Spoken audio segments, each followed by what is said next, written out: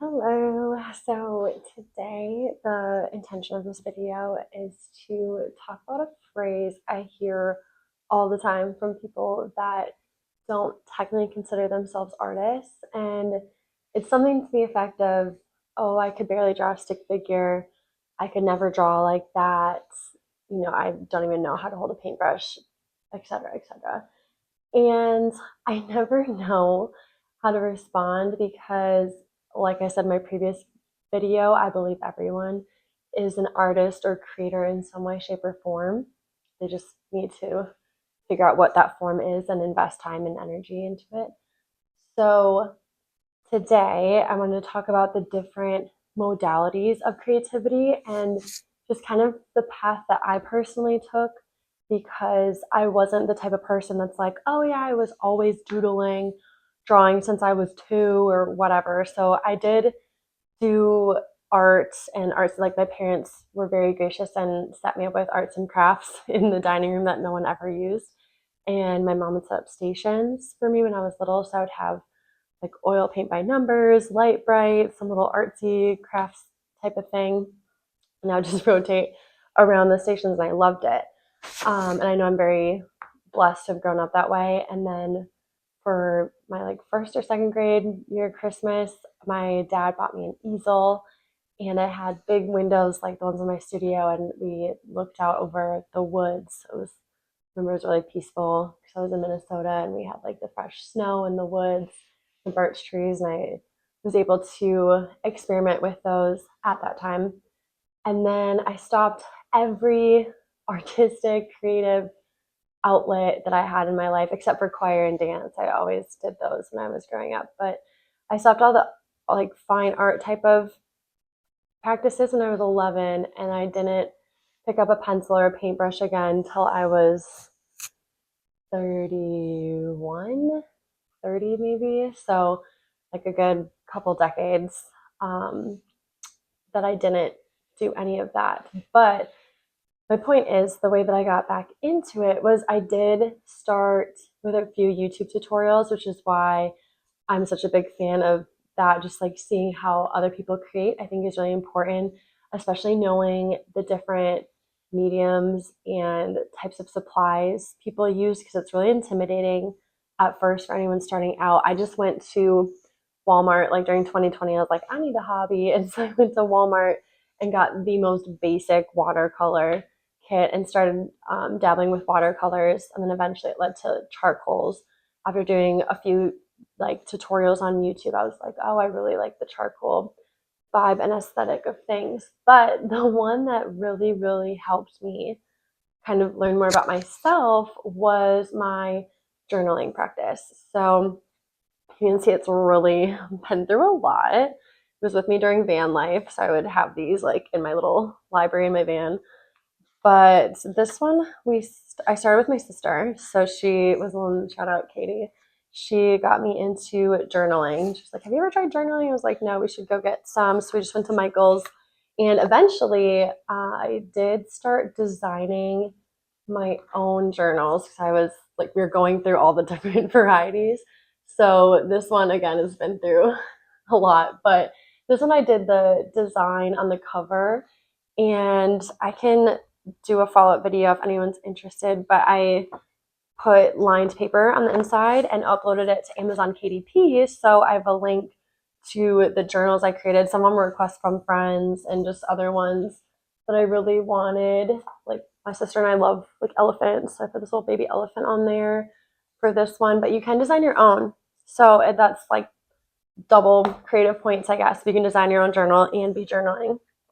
So this was my very first one officially as an adult, I guess. And it was August 27th of 2020.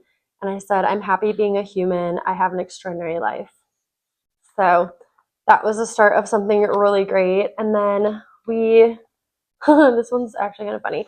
We did like aura photos in Sedona. So I would just put like fun little pictures in there as visuals or draw. Like this is a Venn diagram of the ikigai, I think is how you pronounce it, but it's what you love, what the world needs, what makes money, and what you like love to or what you love to do. So mine was at the time teach art internationally while creating spiritual content and inspiring people on their journey and advocating for animals and the earth as I travel. So working on it slowly but surely, we're getting there. And yeah, I just felt like I needed to devote some time to the journals because they were a big point in my creative evolution. It just has a lot of really good opportunities. And some of these, once I started drawing more frequently, I'll have like doodles. So even if it's intimidating, like I was just talking to a coworker and she said that she went to Michael's, but she didn't buy any art supplies because it is really intimidating when you have like so many options and don't know where to start. She's like, I got a journal. So I was like, perfect. All you need is a pencil and you can doodle in your journal if you feel motivated. So yeah, journaling is definitely, and writing. I obviously have my poetry, but there's every genre under the sun. Any type of creative writing, like they call it creative writing for a reason, is an outlet for your creativity and self-expression. So I think writing gets overlooked sometimes. That's why I wanted to do a specific video for the journals. But my plan now, I have this stack. I have a lot. So, and I have a couple at home still. So this is from, like I said, 2020 up until now. So 6 years worth of journals. And my goal is kind of to combine them all in a cohesive way and eventually write a memoir in like a narrative form. I have a lot of memories and experiences that I write about in my poetry, but it'd be nice to have a memoir type format of my, especially the last 6 years that I actually documented, I think have been kind of crazy fun for me. It started just before 2020. I was like 27 going into 28. It was my Saturn return beginning, and that's when I basically sold everything I owned. The turning point, which is ironic because I just signed my lease here in Boston, but the turning point was I was living in Houston at my favorite apartment. The apartments were pink on the outside. They had two swimming pools. This was in Texas, so it was always nice and just my ideal space. I had big, big windows again that I'm obsessed with. I live by myself and my rent had increased. So I was about to sign, like re-sign for my lease. And I just had this thought, I'm like, I'm living in a box. Like I can't live in a box anymore. And my whole life I'd wanted to study abroad, but that never happened. I'd wanted to go on all these trips and it just like never panned out. And I was like, I have to go. So I didn't resign the lease, obviously. At the time, I was teaching elementary school in Texas, which I loved so much. It was quite literally one of my dream jobs. I kind of naturally like picked it up. Texas has a Texas teachers program, so I did that and had really good coworkers and mentors that like helped me get started with that. So it was my fourth year teaching, going into my fifth year, and I was still in the National Guard. So I had drill once a month, and I had 1 year left of my obligation as an officer. So at the time, it was very crazy because I had all the adulting check the box things lined up, like job, perfect apartment, everything was going great, and I was just content. I was really happy, but just content. And I was like, I know there's something on the other side.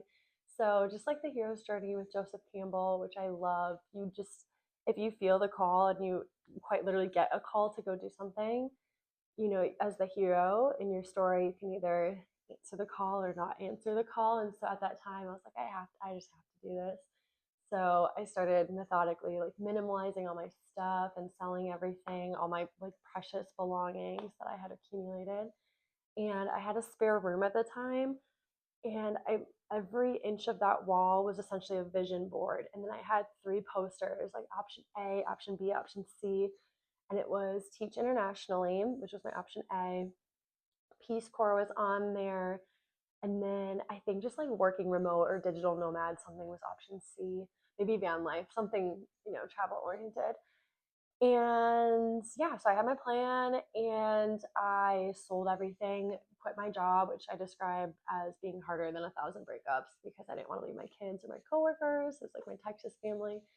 So I had to rip that band-aid off. But on the other side of it, I was backpacking. I started in Iceland since I was a solo female. I thought that the safest country in the world aka Iceland, was a good place to start. And I basically did like a spiral loop de loop through Europe, trying to see as much and do as much as possible within a 3 month time period. And then I came back to the States, made up my drills with the military, and repacked my backpack for the next trip. So after those 2 weeks, I set sail for Hawaii and did New Zealand. I got to stay with a friend that I met in Europe, so that was really special. And then eventually Australia and Southeast Asia. So that whole outward journey kind of kicked off my inward journey because when I came back, I started journaling, and that's what the catalyst, I guess, for my spiritual awakening.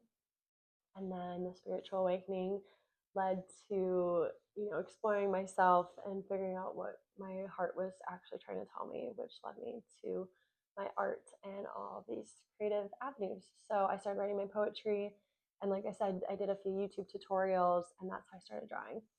And that's my story of my art journey. But I just felt really called to give a shout out to the writing piece because I feel like a lot of times people think artists, visual artists, but artists can also have the written word, and mine kind of weave nicely together. I feel like my writing wouldn't be any, like, I was writing my poetry and I was like, I wish I could make art to go with this. And so now here I have the art piece. So they kind of, coincide pretty nicely. But just had to throw out those options to you, and hopefully my journey inspires some kind of shift if you're looking for that, or even just to go buy a journal and a pencil to start writing and doodling. Just begins with that first initial step, and then it'll have a ripple effect into all other aspects of your life. And like I said, it's been very life changing for me. So thanks for watching, and I appreciate your time. And if you have any questions, just let me know.